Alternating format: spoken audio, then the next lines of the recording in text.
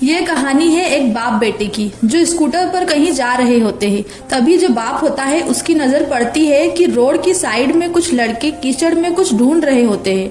तो वो अपना स्कूटर रोकते हैं और वहां जाकर उनसे पूछते हैं, बेटा तुम क्या ढूंढ रहे हो यहाँ पर। तो उनमें से एक बोलता है कि आपको दिख नहीं रहा, सामने सोने का फल है, हम उसे पाने की कोशिश कर रहे हैं। उसकी ये बात सुनते ही पिता का ध्यान जाता है सोने के फल की तरफ जो चमक रहा होता है। फिर उसके माइंड में कुछ इमेजिनेशन बनने लग जाती है कि काश ये जो फल है ये मेरे बेटे के पास आ जाए तो ना सिर्फ उसकी बल्कि मेरी भी जिंदगी बदल जाएगी।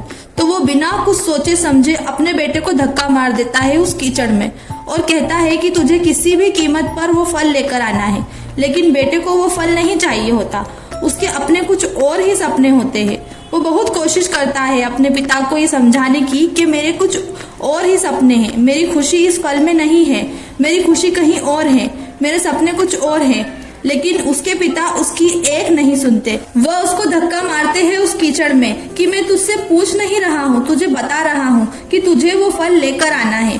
तो वो बेटा भी अपने बाप के सपने को सच करने में लग जाता है, अपनी पूरी जान लगा देता है और पूरी कोशिश करता है कि किसी तरीके से वह सोने का फल उसके हाथ में आ जाए। जैसे जैसे वह हाथ पैर मारता है उस फल को पकड़ने के लिए, वो और नीचे धंसने लग जाता है और फिर जाकर उसको समझ आता है कि ये कीचड़ नहीं है, दलदल है।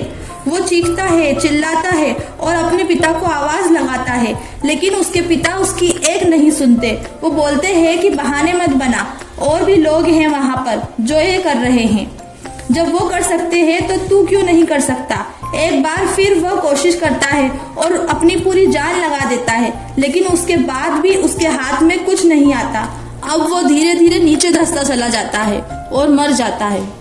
तब जाकर के उसके पिता को एहसास होता है कि उससे कितनी बड़ी गलती हुई है। वो वहीं बैठकर रो रहा होता है, चीख रहा होता है, चिल्ला रहा होता है।